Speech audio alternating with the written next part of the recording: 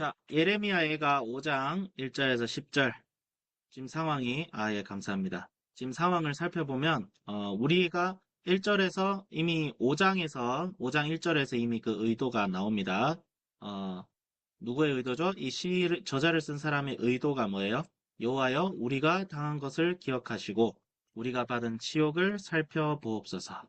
하나님께 이제, 우리가 당한 애통을 고백하는 겁니다. 그래서, 우리가 애가를 하면서 아시겠지만 기도라는 것은 이런 거예요. 그러니까 우리 학생들이나 우리 선생님이나 저희나 또 많은 신앙생활을 하면서 한 가지 의도치 않게 빠질 수 있는 실수 중 하나가 기도를 너무 어른스럽게 한다는 거죠. 예, 기도를 너무 어른스럽게 한다. 그러니까 어른은 어른스럽게 할 수 있어요. 하나님과의 교제 풍성함을 누리면서 하나님이 나에게 주시는 안식을 맛보며 그 기도할 수 있죠. 근데 지금 내 눈앞에 한마디로 내 외양간에 송아지 없고 어, 어? 내 먹을 양식이 없고 집도 잃어버렸어. 그래서 선지자 하박국처럼 나는 여호와 인하여 즐거워하리라고 기도를 할 수 있으면 해야죠. 근데 보통 그렇게 할 수 있어요? 없어요? 없잖아요.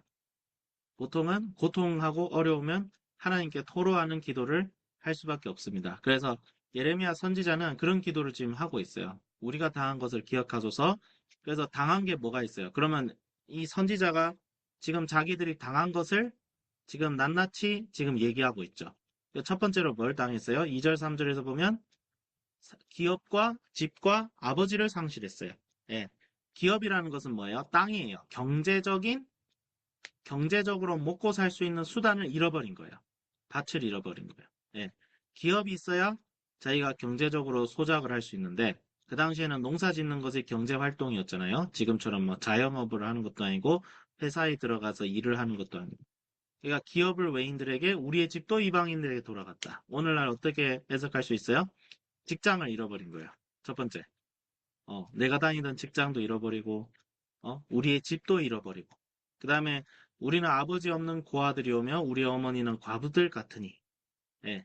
이 당시에는 경제적인 가족의 경제를 책임지는 사람은 그 당시 아버지였죠. 철저한 부계 사회였기 때문에. 음, 이것은 철저히 지금 경제적으로 힘든 상황이라는 거예요. 예, 백성들이 경제적으로 힘든 상황이에요. 근데 이게 당연합니다. 왜냐하면 포로 생활을 했다는 것은 이제 예루살렘에서 끌려가서 바벨론으로 이제 끌려갔다는 거잖아요. 그럼 거기에 무슨 기업이 있고 집이 있어요? 아비도 없죠. 전쟁터에서 이미 다 죽었으니까. 예. 그래서 보통 제가 상상을 해보면 그 당시 바벨론 공동체, 즉 포로가 돼가지고 끌려가는 공동체는 성인 남성은 많이 적었을 것 같아요. 많이 처형을 당했거나 죽었거나 전쟁터에서 그랬거나. 그래서 대부분 그 무리들이 과부와 고아들로 예, 가득 찼을 것이에요. 그러니까 철저한 약함이에요. 철저한.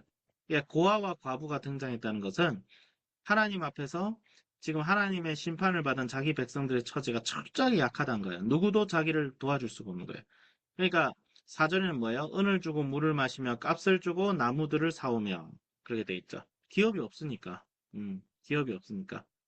여기 이 말씀 상에서는 성이 포위됐을 때 은을 주고 물을 마시며 값을 주고 나무를 가져왔다. 뭐 이렇게 해석하시는 분들도 있는데 뭐 그렇게 볼 수도 있습니다. 중요한 것은 기업이 상실됐기 때문에 4절, 5절 같은 지금 사태가 일어난 거야. 기업이 상실됐기 때문에.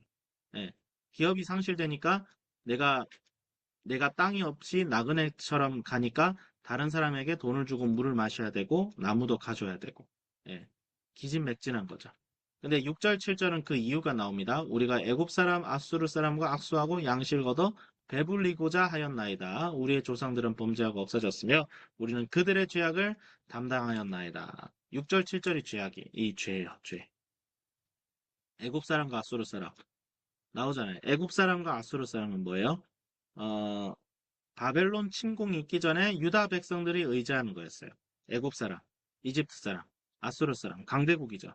이스라엘 백성들이, 유다 백성들이 이 강대국을 의지하고 이 강대국이 섬기는 신을 하나님과 겸하여 섬기면서 뭘 얘기했어요? 우리도 저 강대국들 같이 어?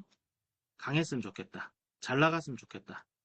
공급하시는 하나님을 무시하고 하나님께서 이집트와 아수르와 이 모든 심지어 저렇게 나쁜 나라들조차 하나님의 계획하심 속에 있는데 유다 백성들이 그것을 무시하고 하나님과 애굽의 신과 아수르의 신을 겸하여 섬기죠. 성전 안에다 우상을 들여놓죠. 그리고 하나님의 공의로운 법을 실행하지 않고 하나님의 공의로운 법이 뭐예요? 뇌물을 받지 않고 그 다음에 고아와 과부를 돌보고 그 다음에 토지를 어때요? 토지를 영구히 소유하지 않고 가족 수대로 필요한 대로 나눠주고 하나님의 공의와 정의를 교회 가운데 행하지 않았어요. 이스라엘 가운데 행하지 않았습니다. 우상 숭배라는 것은 하나님께 불순종하는 것 같은 거예요, 사실. 하나님보다 더 좋은 방법이 있다는 생각으로 본질에서 벗어나면 우상 숭배입니다. 네. 그것을 유다 백성들이 했어요. 그랬더니 이렇게 7절에서 우리가 조상들은 범죄하고 우리가 그 죄악을 담당했다. 8절에서 9절은 어떤 상황이에요? 종들이 우리를 지배한다. 이게 무슨 말일까 이런 생각을 했어요. 종들이 우리를 지배한다. 그래서 해석상에서는 이제 바벨론이 임명한 관리들 있죠. 관리. 우리나라로 치면 이제 조선 총독부. 뭐 그런 사람들이 우리를 지배한다. 이렇게 해석을 해놨는데 9절과 10절을 보면 약간 이런 생각도 들어요. 이 지금 종보다 못하게 됐다. 어. 그러니까 이방인들이 부리는 종보다 못한 삶을 살게 된 거야. 광야에서는 칼이 있으므로 죽기를 무릅써야 양식을 얻고 굶주림의 열기로 말미암아 우리의 피부가 아궁이처럼 검다. 그러니까 밖에서 맨날 생고생하면서 농노처럼 사는 거예요, 지금 이거. 예. 밭을 갈고 농노처럼 살고 완전 그 탕자의 모습 있죠. 쥐엄나무 열매도 얻기 어려워. 돼지를 치는데 돼지가 먹는 열매도 얻어먹기 힘든 탕자의 모습이 여기에 나옵니다. 그래서 주제를 저는 어떻게 했냐면 돌아온 탕자의 모습을 한 유다 백성들. 예. 이게 탕자입니다. 탕자. 하나님을 떠나서 하나님께 불순종해서 주님 앞에 심판을 당하고 있는 맨, 아주 안타깝고 가엾은 백성들이죠. 근데 여기서 이제 가장 중요한 모습은 이 저자가 탄식하고 있어요. 하나님 앞에 내가 고통스럽습니다. 우리가 힘듭니다. 우리가 희망이 없습니다. 얘기하지만 우리가 받은 이 치욕이 뭐 하나님 때문이 아니라 누구 때문이라고 고백하고 있어요? 우리들의 범죄 때문이다. 우리가 범죄했다. 우리가 잘못했다. 그래서 지금 이렇게 심판을 당하고 있다. 얘기를 할 수 있겠습니다. 그래서 이 예레미야 애가를 우리가 1장부터 계속 하고 있는데 너무 암울하다는 생각이 들 수도 있어요. 암울하다는 생각이 들 수도 있는데 중요한 것은 하나님께서는 어떤 분이신가? 하나님께서는 자비로운 심판주이시다. 하나님은 반드시 심판하시고 때로는 이해할 수 없는 고통 가운데 우리를 건너가게 하시는데 그럼에도 불구하고 하나님의 선하심과 하나님께서 우리를 궁극적으로는 우리를 해방시키시고 우리를 구원하실 분이라는 사실을 우리가 말씀에 의지하여 확신할 수 있죠. 예, 말씀에 의지하여. 그래서 오늘 우리가 이것을 어떻게 묵상을 할까? 첫 번째로는 절대 애굽 사람과 아수르 사람과 악수하고 양식을 얻지 말자. 예. 그러니까 애굽 사람과 아수르 사람과 악수를 한다는 말은 뭐냐면 악수는 그냥 악수죠. 악수는 그냥 악수인데 이 당시의 악수는 내가 이 사람과 연합되는 거예요. 예. 그러니까 세상과 타협하고 세상과 타협을 한다는 말은 뭐냐면 세상을 멀리하는 게 아니에요. 그러니까 어떤 사람이 굉장히 좋은 말을 했어요. 제가 구절이 기억나는데 세상과 타협하지 말라는 말은 세상과 멀어지라는 말이 아니라 세속적이면 안 된다는 거예요. 세속적이면. 세속적이라는 게 뭐예요? 예, 눈앞에 보이는 가치를 중요시하고 하나님이 없다는 듯이 그 세상의 가치를 제1순위로 추구하는 것이 세속적인 삶이죠. 그러니까 우리가 세상하고 분리되면 안 됩니다. 이 말을 오해해서 요즘 이제 자꾸 세상하고 분리되는 것이 교회다 이래 생각하는데 교회는 세상이 분리되지 않습니다. 교회는 세상 속에 존재해야 되고 세상 속에 참여하는 자가 돼야 돼요. 근데 교회가 세상 속에서 있다 보니까 자기도 모르는 사이에 세속화되죠. 네. 하나님의 1순위가 아니게 돼버리죠. 어, 교회가 세상보다 더 거룩하고, 교회가 세상보다 이웃을 더 사랑해야 되고, 교회보다 세상 가운데 빛과 소금이 돼야 되는데 세상 따라가는 거예요. 그러면서, 쟤들도 저런데 왜 우리는 안 그럽니까? 이렇게 해버리면 어떻게 돼요? 예, 우리가 애굽 사람과 아수르 사람과 악수하고 양식을 얻죠. 예, 그러지 말아야겠다. 그러지 말아야겠다. 그래서 우상 숭배하지 말자. 세상과 하나님을 겸하여 섬기지 말자. 세상은 사랑해야 줘야 될 대상이고 섬겨줘야 될 대상이고 우리가 겸손하게 예수 그리스도의 말씀을 가지고 나아가야 될 대상이지. 세상은 우리가 따라가야 될 대상은 절대 아니다. 세상을 따라가면 아이러니하게도 세상을 사랑할 수가 없죠.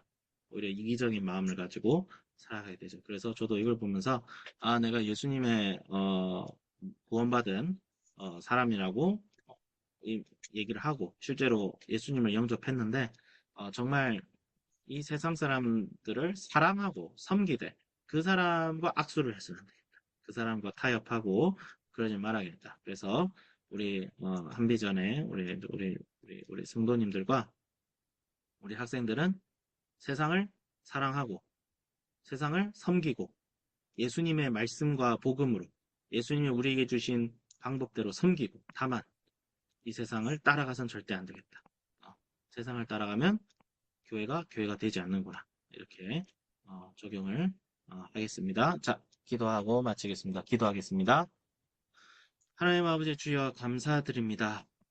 주님, 우리가 아수르하고 애굽하고 눈에 보이지 않는 하나님, 정말 예수님께서 우리를 위하여 십자가를 지고 이 땅에 내려오셨는데 어, 그런 하나님의 선하심보다 여전히 이 세상의 화려함과 이 세상의 빛남에 속아서 어, 우리가 세상을 섬기는 자가 되어야 되는데 오히려 세상으로부터 섬김받기를 원하고 우리가 이 세상의 빛과 소금이 되어서 정말 이 세상이 알지 못하는 그렇지만 너무나 필요한 예수님을 전해야 되는데 우리가 오히려 세상 속에서 세상의 것으로 우리의 필요를 채우려 하는 모순적이고 이중적인 모습을 우리가 보일 때가 많음을 고백합니다. 우리의 연약함을 불쌍히 여겨주시고 하나님 아버지 성문이 회파되고 아비를 잃고 집을 잃고 땅을 잃고 살아간 유다 백성들과 같이 우리 교회의 모습이 그렇게 되지 않을 수 있도록 주님 저희들을 불쌍히 여겨 주시옵소서.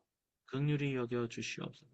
다시 한번 눈을 들고 지각에 뛰어나 아버지의 품으로 돌아갈 수 있게 하여 주시고 하나님 아버지 주여 인도하여 주시옵소서. 감사드리는 예수님의 이름으로 기도드립니다. 아멘.